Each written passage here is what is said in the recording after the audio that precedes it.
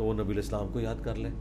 نبی الاسلام بھی اپنی بیویوں سے خوش کوئی نہیں تھے اس حوالے سے کہ انہوں نے ان کو تکلیفیں دی. سورۃ العذاب میں ہے وہ تو اللہ نے انٹروین کیا ہے کہ انہیں طلاق دو. بخاری مسلم میں آپ 1 مہینہ تک ناراض رہے, گھر کی چھت پہ چلے گئے, اسے ایلا کہتے ہیں, جس میں وہ آپ کے جسم پہ چٹائی کے نشان تھے. حضرت عمر ملنے گئے اور آنکھوں میں آنسو آ گئے, بیویوں سے ناراض ہو کے اوپر شفٹ ہوئے تھے. بخاری مسلم میں حدیث ہے, عورت ٹیڑھی پسلی سے پیدا ہوئی ہے, اسے نفع حاصل کرو, سیدھا کرنے کی کوشش نہ کرو, اسے توڑ بیٹھو گے, اور طلاق دینا اسے توڑنا ہے. ایک دفعہ بھی تم سے اسے تکلیف پہنچ جائے تو یہ کہے گی جب سے تیرے عقد میں آئی ہوں میں نے سکھ کا ایک دن بھی نہیں دیکھا. یہ تو نبی الاسلام فرما رہے ہیں کہ ایسا ہوگا. تو میرے خیال ہے جب بیوی ناراض ہو تو آپ کہا کریں صدق رسول اللہ, رسول اللہ نے سچ کہا تھا. کے پی سائڈ پہ مسجدیں اکثر جو ہے نا وہ پنجاب کی نسبت بھری ہوتی ہے. جس طرح ایک محاورہ بھی انہوں نے فیمس کیے ہوئے کہ پٹھان جانے رمضان جانے. پٹھانوں کے کلچر میں ہے نا جی, داڑھی بھی جی اور نماز بھی, اور معذرت کے ساتھ رزق حرام بھی. تبلیغ جماعت کے بستروں میں ہیروئن بھی اسمگل ہو رہی ہوتی ہے. آپ اسلام آباد میں آئیں, آپ کو اسلام آباد کی مساجد کے اندر جو ریشو پروپورشن ہے وہ زیادہ نظر آئے گا.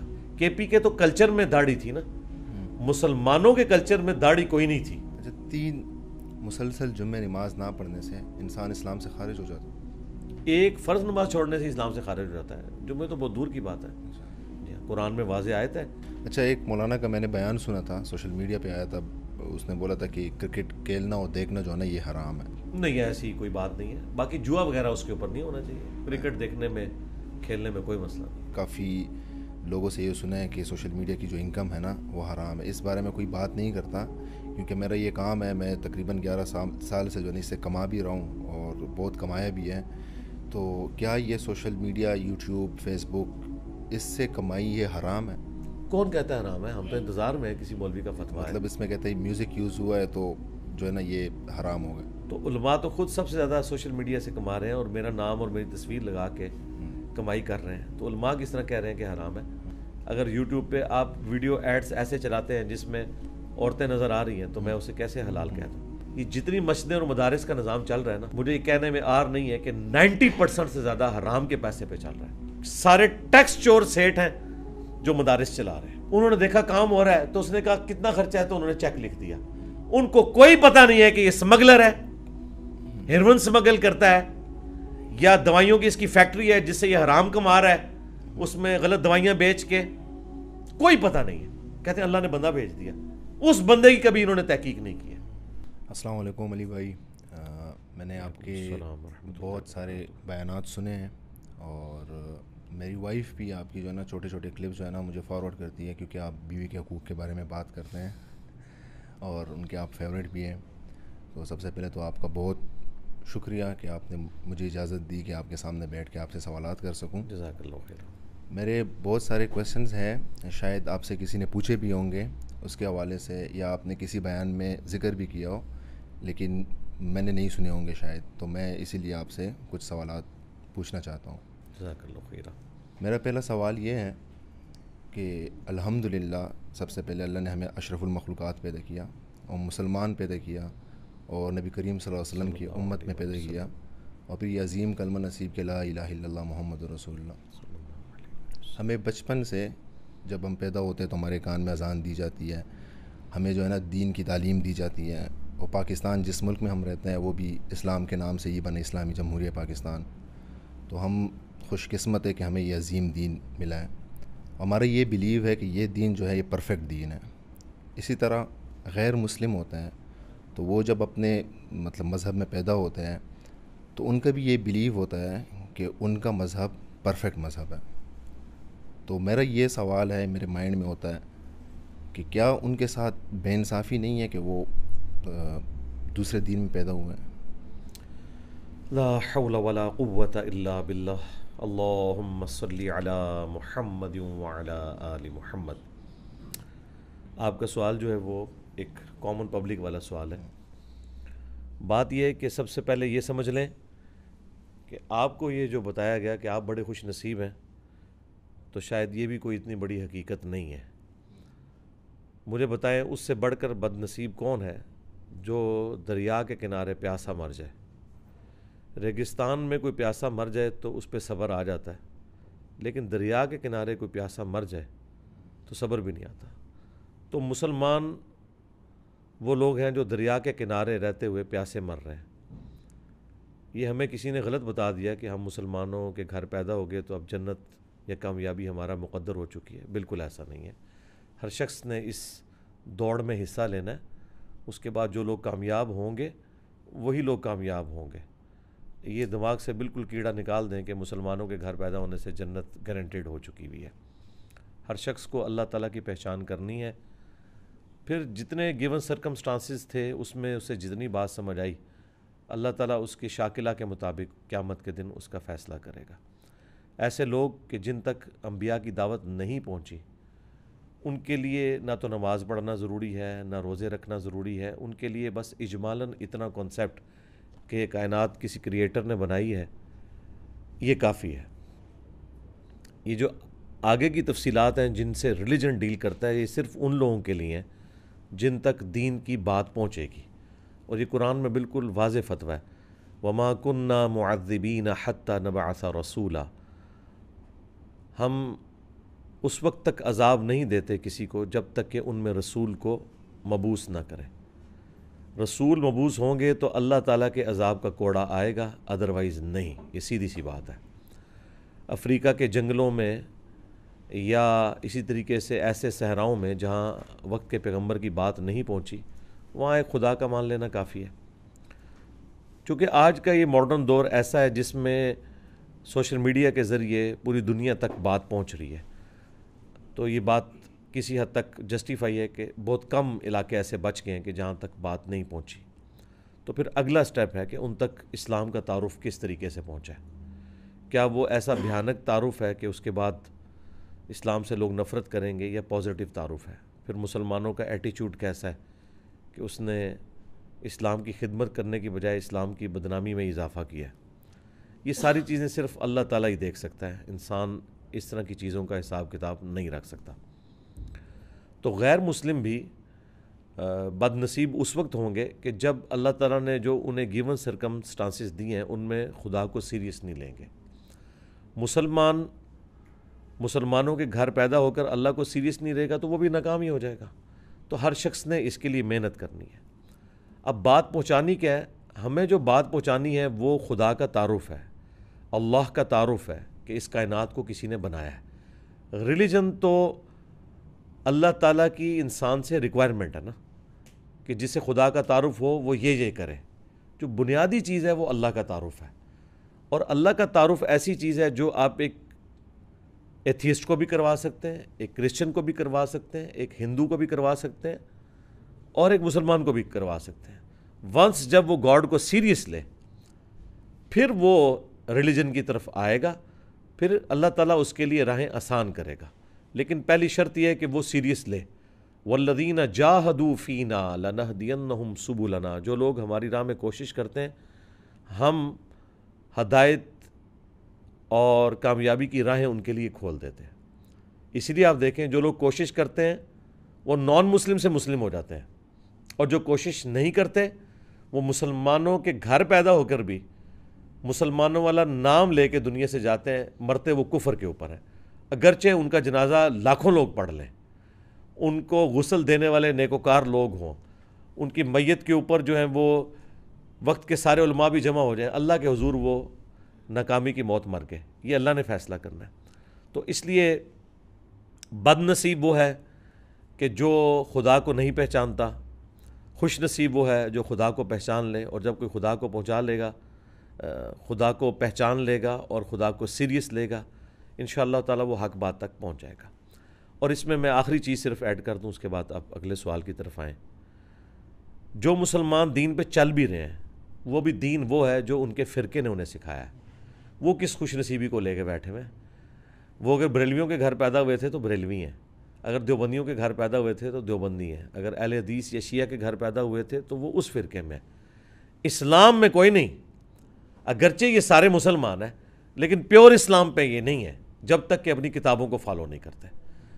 تو ان شارٹ یہ کہ ہمارے نزدیک تو یہ سارے ہی آلموسٹ بدقسمتی ہیں، الا یہ کہ کوئی اللہ کو سیریس لے لے۔ بالکل، آپ نے میرا نیکسٹ کویشچن بھی آپ سے یہی تھا کہ ہم مسلمان ہوتے ہوئے بھی یہ ہے کہ 73 فرقے ہیں، ان میں سے کوئی ایک فرقہ بتایا گیا ہے کہ وہ جنت میں جائے گا. تو میرا یہی کویشچن تھا آپ سے کہ وہ اس فرقے کی تلاش ہم کیسے کریں گے؟ یہ بھی آپ کو غلط بتایا گیا جی. اچھا جی جی، اسلام میں کہیں نہیں آیا کہ فرقہ کوئی جنت میں جائے گا. صحیح. صرف ابو داؤد میں حدیث یہ ہے کہ 72 فرقے جہنم میں جائیں گے، ایک حق پر ہوگا. اسے فرقہ نہیں کہا گیا، اسے کہا گیا وہ جماعت ہے. اور بخاری مسلم میں الفاظ ہیں میری امت کا ایک گروہ قیامت تک حق میں قائم رہے گا. کوئی نقصان پہنچانے والا انہیں نقصان نہیں پہنچا سکے گا، وہ غالب رہیں گے. اس پہ امام بخاری نے باب باندھا ہے ہوا اہل العلم، اس سے مراد اہل علم ہے جو علم کی بنیاد کے اوپر عقائد و نظریات کو لے کے چلتے ہیں.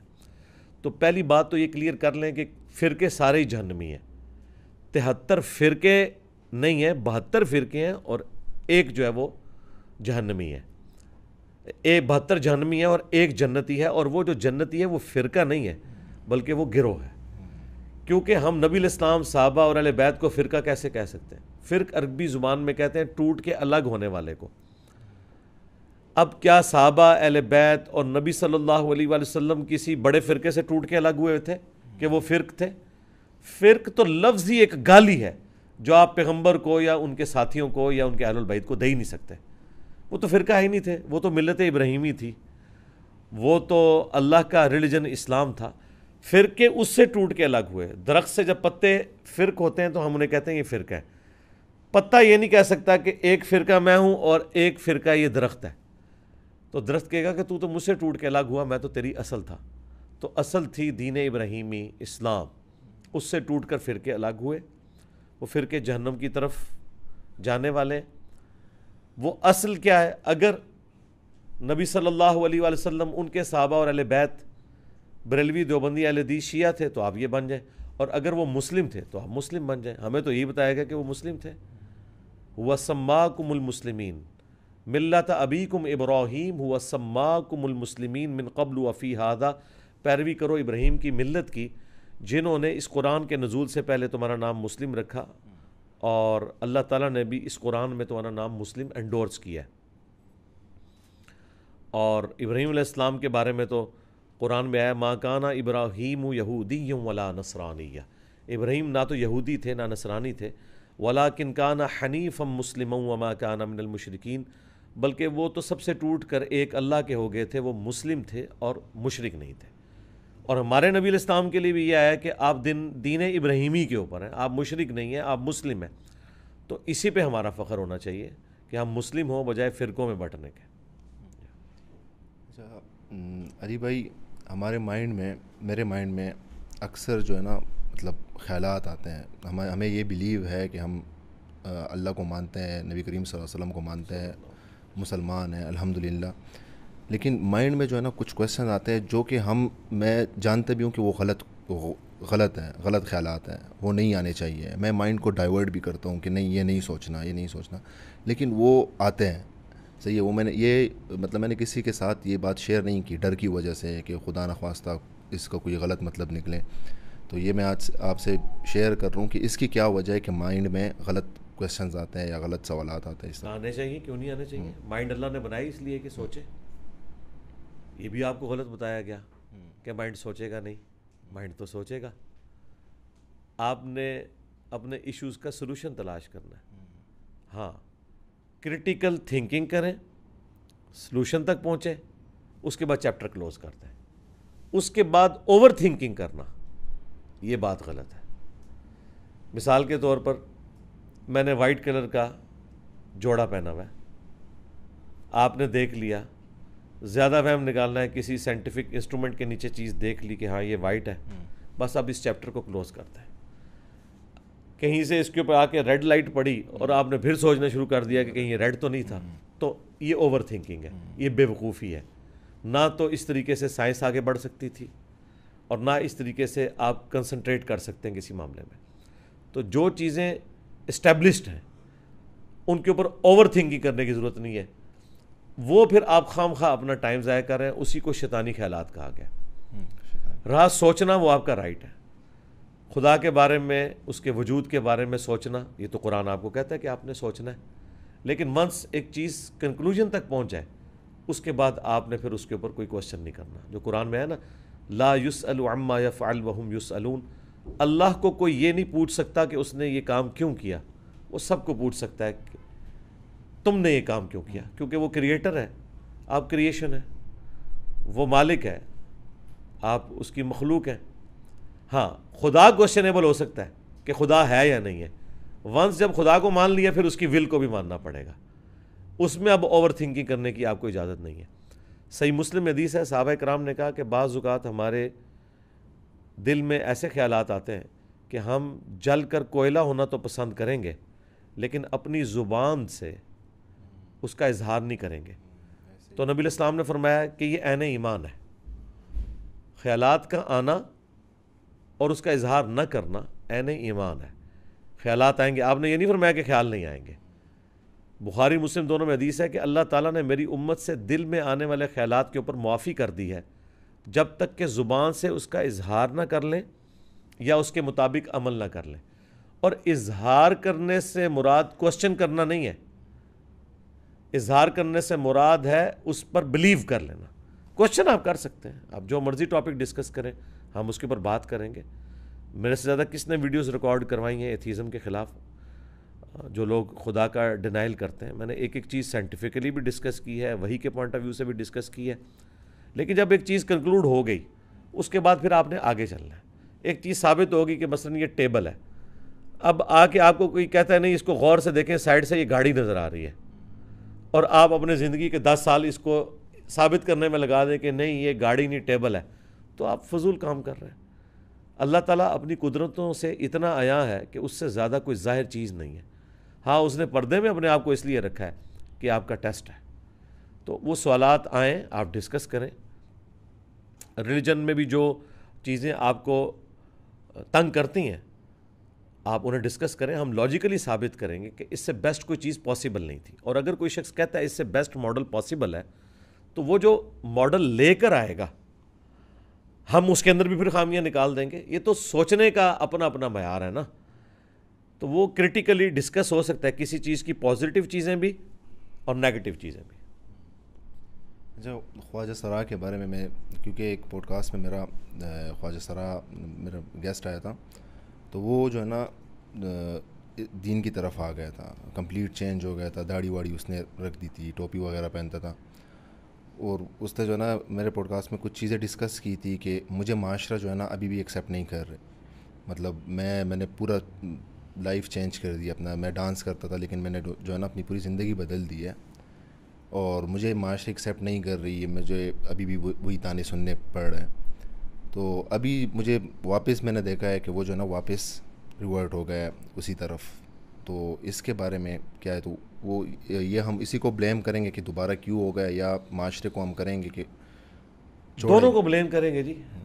اس کو اگر کوئی شخص کھانے کے اعتبار سے ٹوکے تو وہ کیا بھوکا مر جائے گا, یا اسے یہ پتہ چلے کہ دودھ خالص نہیں ملتا تو اس کے بعد اس نے چائے پینا چھوڑ دینی ہے. دین کے بارے میں ہم اتنے سینسٹیو اور نازک مزاج کیوں ہو جاتے ہیں کہ ہمیں کوئی ٹوک دے تو ہم اپنا ہی نقصان کر بیٹھتے ہیں. تو میں اس چیز کو صحیح نہیں سمجھتا. اس کا بھی قصور ہے, معاشرے کا بھی ہے. معاشرے سے بدلہ تو لے گا اللہ, اس نے تو اپنا نقصان خود کر لیا. اگر کوئی آپ کو اپنے دنیاوی معاملات کے اندر ٹوکتا ہے, میں نے تو نہیں دیکھا کوئی شخص دنیاوی ایک کامیاب زندگی گزار رہا ہے اور اس پہ اسے کوئی ٹونٹ کرے تو وہ پتے پہن کے تو جنگلوں میں چلا جائے, ایسا تو کبھی نہیں ہوا. تو یہ اپنے آپ کو دھوکہ دینے والی بات ہے. پوری دنیا بھی جمع ہو کے ہمیں یقین دلائے کہ روٹی کھانے سے موت واقع ہو جاتی ہے, لہٰذا آج کے بعد آپ نے فاقے کاٹنے, ہم کسی کی بات نہیں مانیں گے. ٹھیک ہے, جو کام ہم نے کرنا ہوتا ہے ہم کر گزرتے ہیں. یہ لوگوں نے بھاگنے کے راستے نکالے ہوئے, کوئی نہ کوئی بہانہ تلاش کر لیتے ہیں. اسی کو اگر میں یہ آفر دوں نا کہ گورنمنٹ نے اناؤنسمنٹ کی ہے کہ دوبارہ تم داڑھی رکھ لو تو روزانہ کا 1,00,000 روپیہ حکومت کی طرف سے تمہیں جو ہے وہ دیا جائے گا انعام کے طور پر, تو اسے معاشرہ کیا وہ کہے گا جی بے شک جنات بھی سارے اکٹھے ہو جائیں. تو یہ سارے اپنے آپ کو دھوکہ دینے والے بات ہے, یہ کوئی ریئلسٹک بات نہیں ہے. میں تو اسے ردی کی ٹوکری میں پھینکتا ہوں. کسی نے دل پہ لے لیا ہوا ہے تو وہ اپنے ساتھ خود ظلم کر رہا ہے. اپنے دنیاوی منفعت میں تو ایسا نہیں کرتے. دین کے بارے میں ہمیشہ وہ کبھی کوئی چھوٹی سی بات پہ ناراض, وہ جی مسجد میں گیا تھا, مولوی نے مجھ سے اس طریقے سے بات کی, میں نے آندہ مسجد میں نہیں جانا. وہ اسے گالیاں بھی دے اور گورنمنٹ اناؤنسمنٹ کرے کہ اس مسجد کی پہلی صف میں جو نماز پڑھے گا ایک نماز کا 1 لاکھ روپے ملے گا، وہ کہے گا بھائی نکال گالیاں، مجھے کیا ہے، مجھے تو فائدہ مل رہا ہے میرا. یہی فائدہ جب میں اسے آخرت کا بتاتا ہوں تو کہتا ہے نہیں مولوی نے مجھے گالی دے دی، ناراض ہو کے سائڈ پہ. لہٰذا یہ بالکل فضول باتیں، ہم ان کی کوئی حقیقت نہیں سمجھتے. ہم نے اپنی آخرت کی فکر کرنی ہے، اس کے لیے دنیا کوئی بھی بات کرتی رہے، ہم اپنے خدا کے ساتھ کمٹمنٹ شو کریں اور اپنی آخرت کمائیں. چھوڑ دیں اس بات کو کہ دنیا کیا کہتی ہے. تو یہ بات بالکل فضول ہے، نہ یہ لاجیکلی درست ہے اور نہ اسلام کے پوائنٹ آف ویو سے درست ہے. البتہ جو لوگ اس طرح کی حرکتیں کر کے کسی کو ڈس ہارٹ کرتے ہیں انہیں ہم سمجھائیں گے کہ آپ لوگ شیطان کے راستے پہ چل رہے ہیں، آپ اللہ کے ایجنٹ نہیں ہیں. آپ کا کام تھا کہ لوگوں کو دین کے قریب کرتے نہ کہ دور کرتے. وہ ان کا وبال ہے، لیکن جو دور ہو رہے ہیں وہ خود اپنے اوپر وبال ڈال رہے ہیں. اچھا علی بھائی، نماز چونکہ ہم پڑھتے ہیں تو ابھی ایک بندہ ہے وہ ایسی جگہ پہ رہتا ہے جہاں سے انٹرنیٹ فیسلٹی جہاں پہ نہ ہو، وہ انٹرنیٹ سے تھوڑا سا دور ہو، گاؤں میں رہتا ہو، کسی سندھ کے گاؤں میں یا کہیں ایسی جگہ پہ جہاں پہ انٹرنیٹ فیسلٹیز نہ ہو، تو اس کو صرف نماز پڑھنی آتی ہو، غسل کے بارے میں اس کو نہیں پتہ ہو، غسل کے بارے میں نہیں جانتا ہو، علم میں نہ ہو. بہت سارے لوگ ہیں میں نے دیکھے بھی جن کو غسل کا صحیح طریقہ نہیں آتا، تو کیا ان کا نماز ہوتی ہے نماز؟ نہیں تو نماز کا طریقہ انہوں نے کہاں سے سیکھ لیا؟ جہاں سے نماز سیکھی ہے وہ غسل کا طریقہ بھی سیکھ. بہت سارے ہیں جو نماز پڑھتے لیکن غسل کا طریقہ ان کو فرض کا بھی نہیں پتہ. وہ تو دیکھیں جب نماز انہوں نے سیکھی تھی تو غسل بھی ان کو سکھانا تھا نا اس بندے نے. میرا تو خیال ہے وضو غسل تو پہلے نمبر پہ سکھایا جاتا ہے، معاشرے میں یہ کام ہے. باقی یہ جو عجیب و غریب قسم کے جو مشکل طریقے بتائے ہیں وہ تو غسل ہے بھی نہیں ہے. غسل تو سمپل ہے. باقی جن کو نہیں پتہ تو وہ سیکھیں، سیدھی سی بات ہے.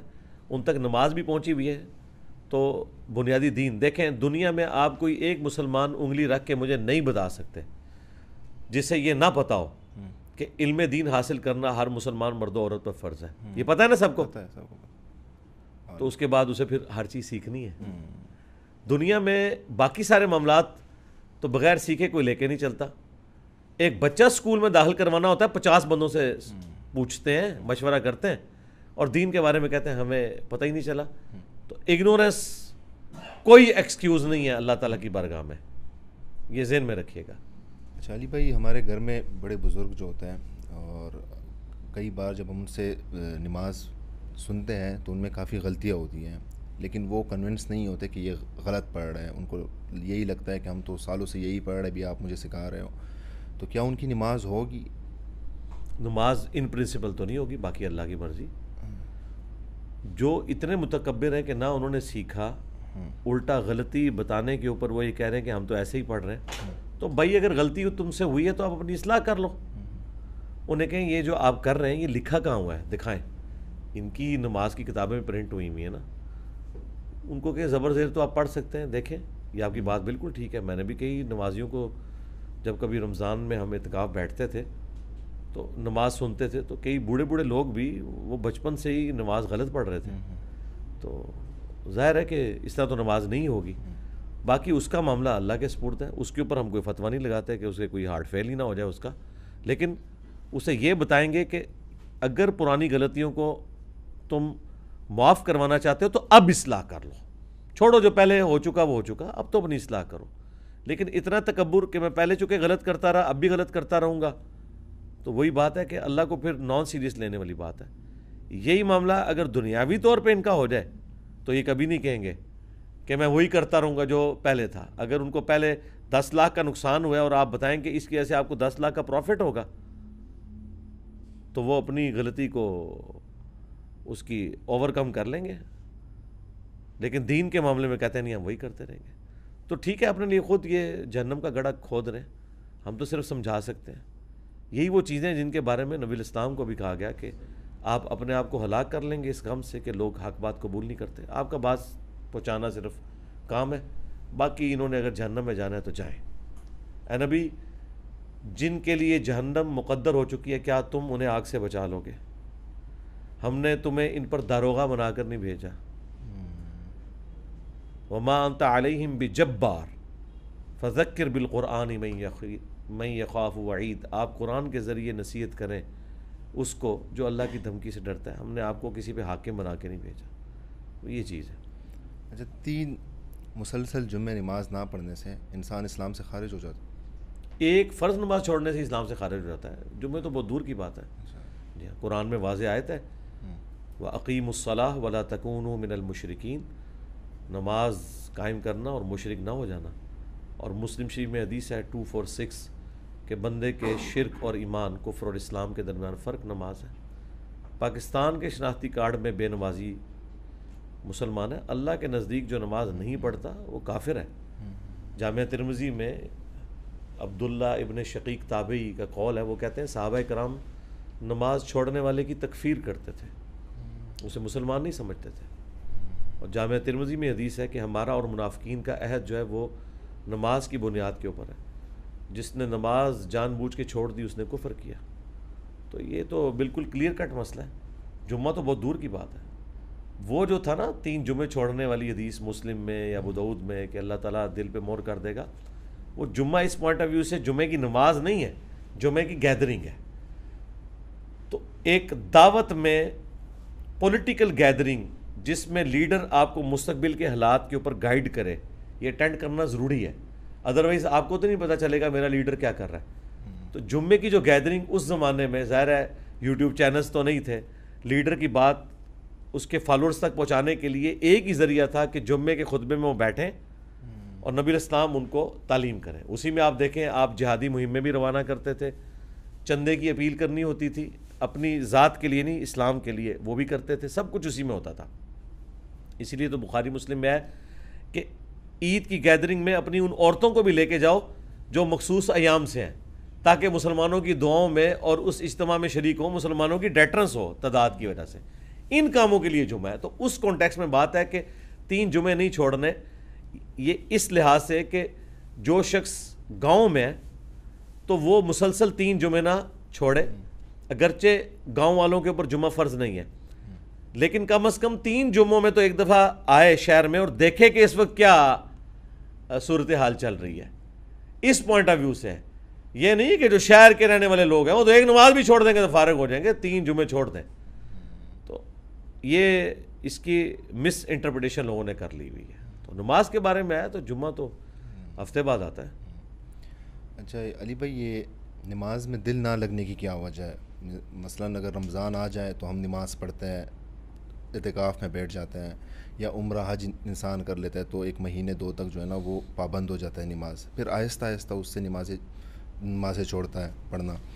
تو اس کی کیا وجہ ہے؟ پھر جذباتی ڈاکٹرن ہے. وہ آپ جذبات کی وجہ سے ایک ماحول بنا ہوتا ہے تو آپ چلے جاتے ہیں. وہ ماحول نہ ہو تو آپ رمضان میں بھی نہ جائیں. ایک روحانی وجہ تو شیطان کا قید ہونا ہے، لیکن جو ڈومیننٹ وجہ ہے وہ ایک جذباتی ڈاکٹرن ہے، ماحول بنا ہوتا ہے. اور میں تو آپ کو رمضان کے بغیر بھی رمضان بنا کے بتا سکتا ہوں.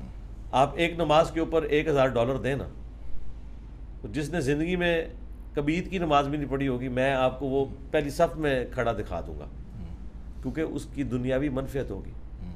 تو یہ جذباتی ڈاکٹرن ہے. انہوں نے شاید سمجھ لیا ہے کہ رمضان کا خدا کوئی اور ہے اور غیر رمضان کا خدا اور ہے، تو وہ جذبات میں پڑھ رہے ہوتے ہیں. اس لیے جیسے عید آتی ہے تو فارغ ہو جاتے ہیں. کوئی کنوکشن والا ایمان اور اسلام وہ نہیں ہوتا، تو اسے اسی طریقے سے فارغ ہو جانا چاہیے. اور وہ عید تک بھی نہیں نکالتا. ہاں، پہلے 10 دنوں میں جتنی صفحے ہوتی ہیں اگلے 10 دنوں میں اس سے کم ہوتی ہیں. ٹھیک ہے، جن کے جذبات ذرا زیادہ ہوتے ہیں نا وہ اگلے 10 دن بھی نکال جاتے ہیں، اور جن کے ان سے تھوڑے زیادہ ہوتے ہیں وہ اس سے اگلے 10 دن بھی. تو چاند رات تک سارے جذبات ٹھنڈے ہو چکے ہوتے ہیں. چونکہ کنوکشن والا ایمان نہیں نہ ہوتا، جذبات والا ہوتا ہے. یہی تو ہم رو رہے ہیں کہ آپ نے علمی طریقے سے خدا کو پہچاننا ہے، جذباتی طریقے سے نہیں، ورنہ یہی کچھ ہوگا. وہ تو ہندو بھی 3.5 کروڑ ہندو ہر سال گنگا پہ نہاتے ہیں. آپ کا زمزم پینے والے تو اتنے لوگ نہیں ہوتے ہیں. وہ بھی اپنے جذبات میں چل رہے ہیں، یہ بھی اپنے جذبات میں. علمی طریقے سے جب قائل ہوں گے پھر 24 گھنٹے آپ خدا کو خدا مانیں گے. پھر وہ رمضان کا خدا نہیں ہوگا یا آپ کی مرضی کا خدا نہیں ہوگا. وہ واقعی خدا ہوگا جس کو آپ واقعی اپنا رب مانیں گے، اپنا مالک مانیں گے. اچھا علی بھائی، یہ کیپی سائڈ پہ مسجدیں اکثر جو ہے نا وہ پنجاب کی نسبت بھری ہوتی ہے، مطلب نمازی جو ہے نا زیادہ ہوتے ہیں. جس طرح ایک محاورہ بھی انہوں نے فیمس کیے ہوئے کہ پٹھان جانے رمضان جانے. تو اس کے بارے میں آپ ذرا بتائیں. پٹھانوں کے کلچر میں ہے نا جی داڑھی بھی جی، اور نماز بھی، اور معذرت کے ساتھ رزق حرام بھی. تبلیغ جماعت کے بستروں میں ہیروئن بھی اسمگل ہو رہی ہوتی ہے.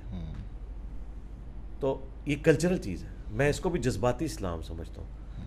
ہمارے استاد ڈاکٹر اسرار صاحب کہتے تھے کہ یہ بھی بڑی نعمت ہے, ہم اس کو نعمت ہونا سمجھتے ہیں, لیکن یہ اللہ کو مطلوب نہیں ہے کہ آپ جذبات کے ساتھ اپنے معاملات کو لے کے چلیں, علمی طور پر لے کے چلیں. یہی پٹھان جو ہے نا ہندو ہوتے تو آپ ان سے زیادہ پریکٹسنگ ہندو کو ہی نہ دیکھتے. ہاں, یہی اگر جیوز ہوتے تو ان سے بہتر آپ کو یہودی کوئی نظر نہ آتے. وہ ان کی اپنی نیچر ہے. تو وہ جذبات کے ساتھ ایک معاملات چل رہے ہیں. باقی میں آپ کو بتاؤں وقت کے ساتھ ساتھ یہ چیزیں اب دوسری طرف پیراڈائم شفٹ ہو رہا ہے. آپ اسلام آباد میں آئے, آپ کو اسلام آباد کی مساجد کے اندر جو ریشو پروپورشن ہے وہ زیادہ نظر آئے گا, اس اعتبار سے کہ اگر مسجد میں 500 نمازی ہے نا تو اس میں 450 نوجوان ہوگا. یہ چیز آپ کو نہ کے پی میں نظر آئے گی نہ کہیں اور نظر آئے گی. دنیاوی تعلیم کی برکت سے نوجوان طبقہ اب زیادہ دین کی طرف آ رہا ہے. کے پی کے تو کلچر میں داڑھی تھی نا, مسلمانوں کے کلچر میں داڑھی کوئی نہیں تھی. جب سے یہ دنیاوی تعلیم آئی ہے تو شکر ہے انہیں ہوش آیا, اور آپ دیکھ رہے ہیں کہ آج آپ کو نوجوان داڑھی والے نظر آتے ہیں, ورنہ پہلے نوجوان داڑھی رکھتے ہوئے ڈرتے تھے. اگر آپ نے اس کو ویڈیو میں دیکھنا ہے تو پاکستان بنانے والے جو ہمارے بزرگان دین ہیں مجھے دکھائیں ان میں سے کتنوں کی داڑھی ہے. جتنے جلسوں میں نیچے نظر آ رہے ہیں کتنوں کی داڑھی ہیں. اس وقت لوگ کہتے تھے جوانی میں روگ لگا لیا. عورتیں کتنا پردہ کرتی تھی. آج سے 40-50 سال پہلے آپ اسلام آباد یا دوسرے شہروں کے کالجز کے باہر کھڑے ہوں اور آج آپ کالجز کے باہر کھڑے ہوں تو آپ کو زمین آسمان کا فرق نظر آئے گا. فل حجاب میں ہیں بچیاں. دنیاوی تعلیم کی برکت سے ریلیجن کا کلچر امپروو ہوا ہے, میں یہ سمجھتا ہوں. اچھا, آپ کا ایک بیان میں نے سنا تھا, آپ نے کہا تھا کہ تبلیغی جماعت کے اوپر آپ نے کہا تھا کہ یہ بغیر تنخواہ کے ملازم ہے اور بڑا اچھا کام کر رہے ہیں, جو علماء کا کام کر رہے ہیں, جگہ جگہ پہ دین پہنچا رہے ہیں, امر بالمعروف و نہی عن المنکر کر رہے ہیں. تو علماء تو سوشل میڈیا پہ بھی جو ہے نا بیانات وغیرہ دیتے ہیں تو کافی لوگوں تک وہ بیان پہنچ جاتی ہے, لیکن گھر گھر تک پھر بھی جو اس طرح کے علاقے جیسے میں نے پہلے مینشن کیا جہاں پہ انٹرنیٹ کی فیسلٹی نہ ہو تو وہاں پہ اگر دین نہیں پہنچتا تو قیامت کے دن وہ ہمارے گریبان نہیں پکڑیں گے. جی پکڑیں گے, علماء کے پکڑیں گے. ہاں, ہمارے تو بعد میں پکڑیں گے کیونکہ ہم نے علماء کو ملازم رکھا ہے نا, پیسوں پہ رکھا ہوا ہے نا. ان کی ذمہ داری یہ 5 وقت کی نماز پڑھانا تو نہیں ہے. ان کے محلے کے اندر کوئی نماز نہ پڑھتا ہو, انہوں نے کبھی کسی کو جا کے نہیں پوچھا. ہاں, کوئی بے نمازی آ کے رفع الیدین سے نماز شروع کر دے, اس کے باپ کو بھی سمجھانے پہنچ جاتے ہیں. کتنے بے دین ہیں یہ علماء. ویسے آپ کو کہتے ہیں سب میرے نبی کے طریقے ہیں. اگر ایک بے نمازی رفع الیدین سے نماز شروع کر دے, اس کے باپ کو کہتے ہیں تیرے بیٹے کو کیا ہو گیا. اور جب تک وہ نماز بھی نہیں پڑھ رہا تھا اس کے باپ کو کہنے کی کبھی جرت نہیں ہوئی کہ تیرا بیٹا مسجد میں نہیں آتا. یہ میں نے آپ کو ایک چھوٹا سا لیول بتایا کہ دین کے ساتھ مخلص ہیں یا اپنے فرقے اور گروہ کے ساتھ مخلص ہیں. اور یہی فرقہ واریت ہے جس کی وجہ سے آپ کو نظر آ رہا ہے کہ اسلام کے اوپر ایک پستی والا معاملہ ہے. یہ انہی کی وجہ سے ہے. تو تبلیغی جماعت بہت اچھا کام کر رہی ہے. جہاں پہ انٹرنیٹ ہے وہاں پہ بھی ڈور ٹو ڈور جانا یہ بہت نیکی کا کام ہے, اور اس کی ضرورت تو ہر وقت رہتی ہے. سینہ بسینہ دعوت. ہم صرف تبلیغی جماعت سے یہ ڈیمانڈ کرتے ہیں کہ اپنا سلیبس جو ہے وہ قرآن و سنت کے مطابق کریں. ایک فرقے کی, ایک مولوی کی کتاب کو نہ لے کے چلیں. امت لیول کا کام کریں. جب آپ بیچ میں ایک فرقے کی کتاب سٹوریوں والی ڈال دیتے ہیں اس کی وجہ سے مسئلہ خراب ہوتا ہے. اور اللہ نے ہماری دعا سن لی ہے. 2015 میں آج سے آلموسٹ 8 سال پہلے تبلیغی جماعت کے 2 ٹکڑے ہو گئے. آپ کو پتہ ہے انڈیا جہاں سے تبلیغی جماعت نظام الدین دہلی جو بنگلہ والی مسجد تھی وہاں تو ہاں جی سعد کاندھلوی صاحب نے اپنے آپ کو الگ کر لیا ہے, اور فضائل اعمال وہ نہیں پڑھتے. جو اصل مسئلہ تھا انہوں نے نکال دیا. لیکن یہاں رائے ونڈ مرکز والے وہ ابھی اپنے بزرگوں کی اسی لیگیسی کو لے کے چل رہے ہیں. انہیں نہیں سمجھ آ رہی ہے. ہم تو کہتے ہیں انہیں بھی چاہیے کہ یہ بھی اپنی اصلاح کریں اور درس قرآن شروع کریں, بخاری مسلم کا درس شروع کریں. اور اگر یہ انہوں نے نہیں کرنا تو پھر اپنے آپ کو سنی کہنا, مسلمان کہنا چھوڑ دیں. پھر یہ کہیں کہ ہم اپنے بزرگوں کی تعلیمات لے کے جا رہے ہیں. اچھا علی بھائی, یہ بریلیوں کا اور تبلیغیوں کا آپس میں نہیں بنتی, اور سننے میں آیا آپ بھی بریلوی تھے شروع میں, تو میں نے کبھی تبلیغیوں کو اس طرح نہیں دیکھا, میرا جتنا واسطہ پڑا ہے کہ بریلیوں کو مسجدوں سے نکال لاؤ, دھکے دیے ہو. لیکن یہ میں نے خود بھی آبزرو کیا ہے اور دیکھا بھی ہے کہ کئی تبلیغیوں کو جو ہے نا بریلیوں نے دھکے مار کے مسجدوں سے نکالا ہے. تو یہ اتنی نفرت کیوں ہے؟ آپ کی آبزرویشن بالکل غلط ہے, ادھوری ہے. صحیح. اس کی وجہ یہ ہے کہ بریلویوں کی کون سی ایسی جماعت تھی جو بسترے اٹھا کے دیوبندیوں کی مسجد میں جاتی تھی اور وہ انہیں دھکے دیتے. ان پہ تو یہ مشکل وقت آیا نہیں آیا. صحیح. ہاں یہ مصیبت تو کاٹی بریلویوں نے کہ تبلیغی جماعت والے وہاں گھسے, آہستہ آہستہ اپنا مولوی لانچ کیا, اینڈ پہ مسجد دیوبندیوں کی بنوائی بریلویوں نے تھی. تو اس کا علاج انہوں نے صحیح سوچا کہ ہم ان کے بسترے اٹھا کے باہر پھینکیں گے, یہ ہماری مسجد پہ قبضہ کرتے ہیں. چونکہ فرقہ واریت ہے نا, تو بریلوی بھی ایک فرقہ, دیوبندی بھی ایک فرقہ. چونکہ جماعت ہی کوئی نہیں تھی, تو جب جماعت گئی نہیں تو اس آزمائش سے تو آپ گزرے نہیں نا. ایک بندہ کہتا ہے کہ میں نے کبھی شراب پی نہیں ہے, تو اس سے پوچھا جائے گا تمہارا بلٹ اپ کہاں ہوا ہے, تو آپ کو پتا چلے کہ وہاں تو شراب ملتی ہی نہیں تھی, نہ شراب کے انورٹڈ کامہ میں فضائل اسے پتا تھے کہ وہ پیتا, تو اس کی کوئی بہادری نہیں ہے. یہ تو مسئلہ اس وقت ہے. اس لیے کہتے ہیں کہ اللہ تعالیٰ سے یہ دعا کرنی چاہیے کہ کبھی انسان پہ یہ آزمائش آئے ہی نہ کہ اسے برائی کرنی پڑے اور وہ خوف خدا کی وجہ سے رکے. اس سے بہتر ہے کہ اللہ تعالیٰ اس آزمائش میں ڈالے ہی نہ. اور جب یہ آزمائش آئی ہے دیوبندیوں کے اوپر, تو وہ بھی اسی طریقے سے ناکام ہوئے جس طرح بریلوی. آپ کہہ رہے ہیں نا یہ نہیں نکالتے, آپ مجھے کے پی کے اندر کسی دیوبندی کی مسجد میں یہ سبز پگڑی والی جماعت کی کوئی جماعت ٹھہرا کے وہاں درس دے کے بتائیں, اور ٹائم قیامت تک ہے. ذرا ادھر تو مجھے جواب دے دیں آپ, کیا یہ اجازت دیں گے ان کو؟ میں نہیں دیکھا. نہیں دیکھا, بس یہی وجہ, جواب آپ کو مل گیا. تو اب ان کی جماعت بن گئی ہے. جو سلوک پنجاب میں بریلوی تبلیغی جماعت کے ساتھ کرتے تھے نا, وہی سلوک سبز پگڑیوں والوں کے ساتھ کے پی میں دیوبندی کرتے ہیں. وہ جماعت کو گزرے بھی نہیں دیتے, کیونکہ میں سبز پگڑی کے ساتھ پشاور کی کئی مساجد میں گئے ہوں, ہم جماعتیں لے کے گئے, وہ جماعت نہیں ٹھہرنے دیتے اندر. وہ کہتے ہیں بھائی جاؤ بریلویوں کی مسجد میں. وہ کوئی ایک آدھ مسجد دور دراز علاقے میں نکلتی ہے, زیادہ تر تو دیوبندیوں کا گڑھ ہے. سیدھی سی بات ہے. تو اس میں کسی ایک فرقے کو نا, یہ فرقہ واریت کی لعنت ہے. اس سے بڑھ کر آج اہل حدیث کوئی تبلیغی جماعت بنا لیں, بلکہ بنائی بھی ہے انہوں نے, ان کو کے پی کی کسی مسجد میں اہل حدیث کی جماعت رکوا کے بتائیں. ایک مسجد میں اگر وہ رکے اور ایک نماز میں انہوں نے اونچی آمین کی, تو مفتی فتویٰ دے دے گا کہ نکلو ادھر سے. تو یہ جو مظلوم بنے ہوئے نا دیوبندی کہ ہمارے ساتھ یہ ہوتا ہے, بھائی آپ بھی دوسروں کے ساتھ یہی کرتے ہیں, آپ پہ برا وقت آیا نہیں تھا. ٹھیک ہے, جس طرح میری شکل میں علماء پہ پہلی دفعہ برا وقت آ گیا کہ میں نے قرآن سے, بخاری سے, مسلم سے ان کے تراجم نکال کے پبلک کو دکھائے ہیں. یہ میرے خلاف ویڈیوز بناتے ہیں بجائے جواب دینے کے. ان پہ کبھی وقت آیا ہی نہیں تھا کہ آج تک ان سے کوئی بھرے مجمع میں پوچھے کہ بھائی یہ آیت حدیث کہاں لکھی ہے جہاں سے آپ بیان کر رہے ہو. تو یہ کہتے ہیں دیکھیں بڑے حالات سازگار تھے, انجینئر نے آ کے فتنہ ڈال دی. انجینئر نے فتنہ نہیں ڈالا, یہ سارے سوئے ہوئے تھے, میں نے ان کو جگایا کہ بھائی دیکھو تمہارا ڈرائیور گاڑی ٹھوکنے والا ہے. پہلے تو گاڑی ٹھکتی تھی, لوگ مر جاتے تھے. یہ جس طرح ہمارے بزرگ انہی فاسد عقائد کے ساتھ دنیا سے چلے گئے. اللہ کا شکر ادا کریں, ہم نے ان کی اولادوں کو اب جگایا کہ بھائی دیکھو تمہارے بزرگوں کو بھی انہوں نے ٹھوکا تھا, خود بھی ٹھوکے تھے, تمہیں بھی ٹھوکیں گے. تو بات یہ ہے کہ اویئرنیس جب آتی ہے نا پھر پتہ چلتا ہے. جب تک اندھیرا نہ ہو آپ کو روشنی کی قدر نہیں آئے گی, جب تک گرمی نہ ہو ایئر کنڈیشن کی قدر نہیں آئے گی, جب تک پیاس نہ ہو پانی کی قدر نہیں آئے گی. ایک بندہ کہ جی میں اسکردو میں رہتا ہوں, ہم نے تو آج تک جو ہے وہ اے سی کے بارے میں سنا ہی نہیں ہے. تو ہم کہیں کہ بھائی آپ کو اس آزمائش سے نہیں گزرنا پڑا, آپ ہیٹر کی آزمائش سے ہی گزریں گے. اور اب سبی والا اسے ہیٹر کا تعارف کروانا پڑے گا. تو یہ فرق ہے نا, جس پہ جو وقت گزر رہا ہوتا ہے نا وہ اس کو بہتر سمجھ رہا ہوتا ہے. اچھا, انہوں نے یہ اپنی پگڑی جو ہے یہ پہلے سبز پہنتے تھے, تو اب انہوں نے کیوں چینج کر دیا ہے؟ چینج کیا ہے یہ مطلب سعودی عرب کی وجہ سے. اچھا ہاں, پہلے انہوں نے مختلف رنگ اناؤنسمنٹ کی, پھر وائٹ کر لی. جب ہم کہتے تھے کہ وائٹ اور بلیک سنت ہے تو یہ کہتے تھے گنبد خضرا سبز ہے. تو گنبد خضرا تو اب بھی سبز ہے. انہوں نے اپنی نسبت توڑ لی گنبد خضرا سے, کیونکہ یہ ان کا کلیم تھا نا. تو ان کی جوتی تو ان کے سر پہ ماری جا سکتی ہے نا. کیا سعودی حکومت نے اب گنبد خضرا کو وائٹ کر دیا ہے, جو ان کو اب وائٹ کلر یاد آ گیا؟ اور یہ اتنے ہوشیار ہیں, انہوں نے 7 رنگ شروع میں اناؤنس کیے تھے, لیکن نجی محفلوں میں خود یہ پاپا جانی اپنے ماننے والوں کو کہتا ہے کالی پگڑی نہ باندھنا یہ شیعہ کی نشانی ہے. حالانکہ کالی پگڑی تو بخاری مسلم میں موجود ہے, نبی اسلام کی سنت سے ثابت ہے. ویسے تبلیغی بھی بہت کم کالی پگڑی باندھتے ہیں, زیادہ تر وائٹ باندھتے ہیں. اور جو کالی باندھتے بھی ہیں انہوں نے بیچ میں سفید دھاریاں ڈالنی ہیں تاکہ فرق کریں, تھوڑا سا پتہ چلے یہ شیعہ والا کالا نہیں ہے, یہ سنیوں والا کالا ہے. سب نے اپنی اپنی نشانیاں بنائی ہیں, مجھ سے زیادہ تو کوئی جانتا نہیں ہے, کیونکہ وہ بھی کیا دن تھے, ہم بھی ایک جن تھے. آج ہم دیو ہیں, جنوں کے بھی پیو ہیں. تو ہم یہ ساری فرقہ واریت گزار چکے ہیں. مجھے ایک ایک چیز پتہ ہے, ان کی شکلیں بتاتی ہیں ان کا کون سا فرقہ ہے.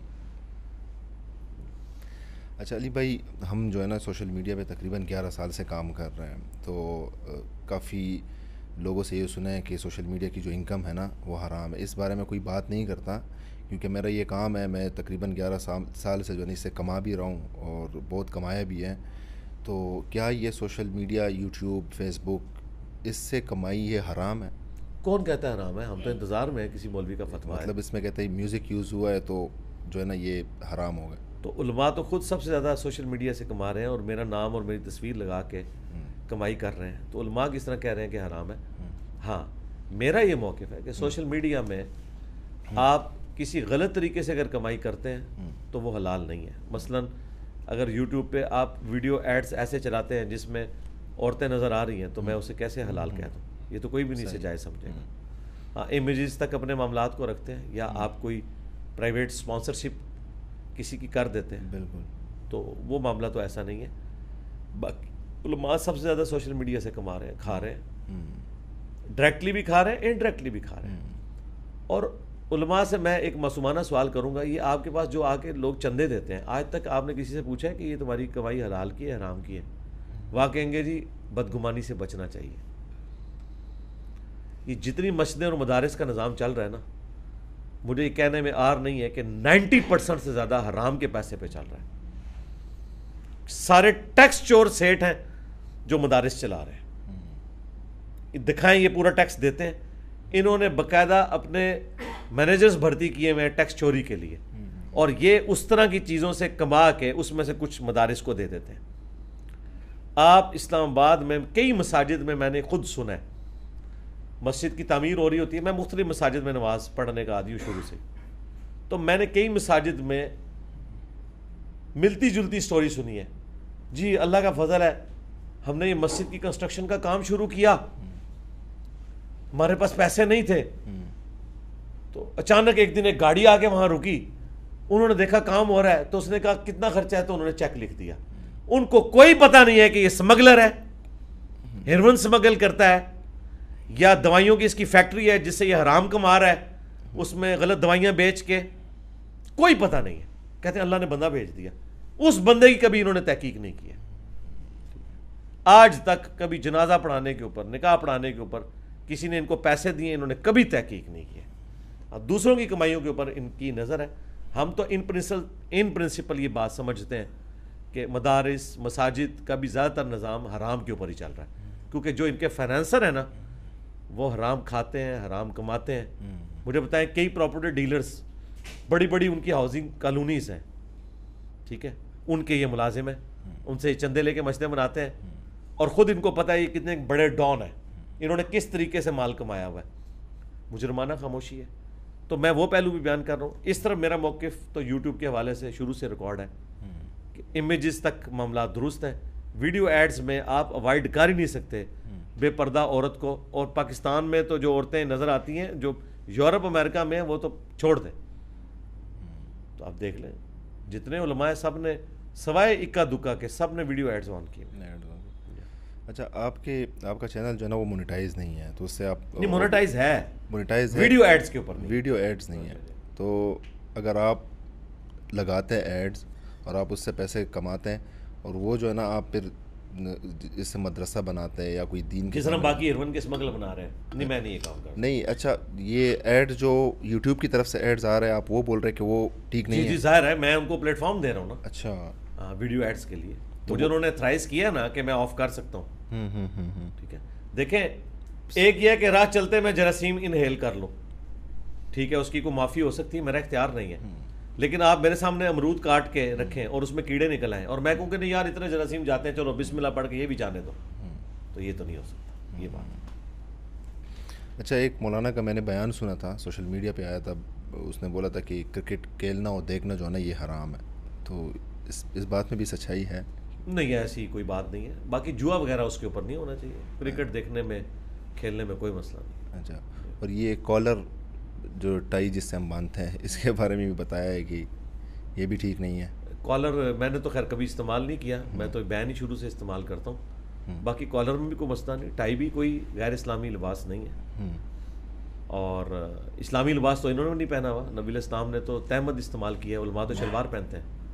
تو پھر یہ کہیں گے نہیں یہ زیادہ پردے والا لباس ہے. تو بس ٹھیک ہے, لباس باریک نہیں ہونا چاہیے کہ جسم نظر آئے, اتنا چست نہ ہو کہ جسم کی حید نمایاں ہو, اور مخالف جینڈر والا نہیں ہونا چاہیے کہ مرد عورتوں والا لباس پہنے, عورتیں مردوں والا لباس پہنے. تو باقی ٹھیک ہے, لباس کے اندر آسانی ہے. صلیب نشان ہے, جو مذہبی نشان ہے نا کسی بھی ریلیجن کا, وہ آپ اگر اڈاپٹ کرتے ہیں, مثلا ماتھے پہ سندور لگا لیتے ہیں ہندوؤں والا, یا ہاتھ میں سکھوں والا کڑا پہن لیتے ہیں, یا گلے میں سلیب لٹکا لیتے ہیں, تو یہ ہے من تشبہ بقوم فہو منہم, جس نے جس قوم کی مشابہت کی وہ اس میں. ٹائی تو بھائی ہندو بھی باندھتا ہے, سکھ بھی باندھتا ہے, مسلمان بھی باندھتا ہے, یہ کوئی سلیب کی نشانی نہیں ہے, یہ بالکل غلط بات ہے, جھوٹ مشہور کیا میں نے. تو ٹائی میں نماز پڑھ سکتے ہیں؟ کیوں نہیں؟ ویٹیکن سٹی کے پوپ نے کبھی ٹائی پہنی ہے؟ کوئی دیکھیے آپ نے, اس نے سلیب ہی لٹکائی ہوتی ہے, تو ٹائی کہاں سے نشان ہو گیا؟ اچھا, میاں بیوی کے بارے میں تھوڑا سا بات کرتے ہیں. ایک شوہر ہے, وہ اپنی بیوی پہ ظلم بھی کرتا ہے, اس کے اوپر چیٹ بھی کرتا ہے, اور بیوی کو پتہ ہے کہ یہ کر رہا ہے, چیٹ کر رہا ہے میرے اوپر, لیکن وہ جو ہے نا گھر بھی نہیں جا سکتی کیونکہ تانے سننے پڑتے ہیں. تو اس کے لیے کیا حکم ہے؟ صبر ہی کرے جی, میں اور کیا کر سکتا ہوں, اور تو کوئی علاج نہیں ہے. اور دعا کرے کہ اللہ تعالیٰ اسے ہدایت دے, اور جب خامند کا موڈ اچھا ہو تو اس تک حق بات پہنچانے کی کوشش کرے, دیٹس آل, اور تو کوئی سلوشن نہیں ہے. صحیح. اور جو شوہر اپنی بیوی کو مطلب باہر بھی لے جاتا ہے, خوش بھی رکھتا ہے, ساری چیزیں کرتا ہے, لیکن بیوی پھر بھی خوش نہیں ہوتی, اس کے لیے تو وہ نبی الاسلام کو یاد کر لے. نبی الاسلام بھی اپنی بیویوں سے خوش کوئی نہیں تھے, اس حوالے سے کہ انہوں نے ان کو تکلیفیں دی. سورۃ العذاب میں ہے, وہ تو اللہ نے انٹروین کیا ہے کہ انہیں طلاق دو, پھر انہیں ذرا خیال آیا کہ ہم نے کرنا. تو اگر نبی الاسلام کو اپنی بیویوں سے تکلیف پہنچی ہے, بخاری مسلم میں آپ 1 مہینہ تک ناراض رہے, گھر کی چھت پہ چلے گئے, اسے ایلا کہتے ہیں, جس میں وہ آپ کے جسم پہ چٹائی کے نشان تھے, حضرت عمر ملنے گئے اور آنکھوں میں آنسو آ گئے, بیویوں سے ناراض ہو کے اوپر شفٹ ہوئے تھے. پھر قرآن کی آیات نازل ہوئی سورۃ العذاب کی پارہ نمبر 21 کے اینڈ پہ, نبی اپنی بیویوں سے فرماؤ اگر تم دنیا اور اس کی دولت چاہتی ہو تو آؤ میں تمہیں پھر طلاق دے کے رخصت کر دیتا ہوں, اور اگر اللہ اس کا رسول اور آخرت کا گھر چاہتی ہو تو اسی طریقے سے نبی کے ساتھ اسی فقر میں گزارا کرنا ہوگا. تو ان کی خوش نصیبی تھی کہ اللہ نے انہیں توفیق دے دی توبہ کی, اور انہوں نے اپنی اصلاح کر لی. تو وہ اگر نبی کو اپنی بیویوں سے تکلیف پہنچی ہے, ہمیں پہنچے تو کوئی مسئلہ نہیں ہے. بخاری مسلم میں حدیث ہے, عورت ٹیڑھی پسلی سے پیدا ہوئی ہے, اسے نفع حاصل کرو, سیدھا کرنے کی کوشش نہ کرو, اسے توڑ بیٹھو گے, اور طلاق دینا اسے توڑنا ہے. بخاری میں حدیث ہے کہ میں اپنی وفات کے بعد تمہارے لیے سب سے بڑی آزمائش تمہاری بیویاں عورتیں چھوڑ کے جا رہا ہوں. ٹھیک ہے. مسلم شریف میں حدیث ہے کہ کوئی مرد اپنی عورت سے بغض نہ رکھے, بس کوشش کرے. مسلم شریف میں ایک اور حدیث ہے کہ دنیا برتنے کی جگہ ہے اور سب سے بہترین سرمایہ نیک بیوی ہے. تو آپ نے گیون سرکمسٹانسز میں اس طرح کے معاملات کو لے کے چلنا ہے. اور ایک اور حدیث ہے جس سے شاید آپ کو صبر آ جائے, وہ بخاری مسلم دونوں میں, کہ عورت کا یہ حال ہے کہ پوری زندگی اسے سکھی رکھو, ایک دفعہ بھی تم سے اسے تکلیف پہنچ جائے تو یہ کہے گی جب سے تیرے عقد میں آئی ہوں میں نے سکھ کا ایک دن بھی نہیں دیکھا. یہ تو نبی الاسلام فرما رہے ہیں کہ ایسا ہوگا. تو میرے خیال ہے جب بیوی ناراض ہو تو آپ کہا کریں صدق رسول اللہ, رسول اللہ نے سچ کہا تھا, اور اس کو انجوائے کیا کریں. اچھا علی بھائی, آخر میں کوئی ایک نصیحت آپ کریں جو میرے دیکھنے والے بھی سنیں اور مجھے بھی اس سے کچھ سیکھیں. ہاں جی, نصیحت تو ہم ایک ہی کریں گے آپ کو, کہ اس پلانٹ ارتھ پہ آپ کو کسی ہستی نے بنا کے پٹ کیا ہے, اور مرنے کے بعد آپ نے اس کے حضور پہ پیش ہونا ہے, اپنے اعمال کا جواب دہ ہونا ہے. موت سے پہلے پہلے اپنی آخرت کی تیاری کر لیں, اور آخرت کی تیاری کے لیے سب سے پہلے خدا کی پہچان ہو, خدا کے دین کی پہچان ہو. اور اگر آپ مسلمانوں کے گھر پیدا ہوئے تو ایٹ لیسٹ آپ کو ایک ایج تو ملا کہ آپ مسلمان ہیں. تو اب اس کے اوپر آپ ریلائی نہ کریں, بلکہ ٹرو دین کو حاصل کرنے کی کوشش کریں, جو دین کتاب و سنت کے اندر ہے. صرف ان بابوں کو مانیں جو کتابوں کو مانتے ہیں اور کتابوں کی تعلیمات سکھاتے ہیں, اور جو بابوں کی تعلیمات سکھا رہے ہیں اور کتابوں کے غدار ہیں, تو نہ ایسے بابوں کی کوئی عزت ہے, نہ ان کی بات آپ نے ماننی ہے, کیونکہ بابوں کی عزت کتابوں کی وجہ سے تھی. اگر کوئی اپنی کتابوں کا غدار ہو جائے, کوئی قرآن کا غدار ہے, بخاری کا غدار ہے, مسلم کا غدار ہے, تو وہ بابا اس قابل نہیں ہے کہ اس کی عزت کی جائے. تو دیکھیں ہمارے آباء و اجداد کے ساتھ بھی انہوں نے دھوکہ کیا, آپ کے ساتھ بھی دھوکہ نہ کریں. جب تک بات قرآن و سنت کے ریفرنس سے آپ ویریفائی نہ کر لیں تو کسی کی بات کے اوپر عمل نہ کریں.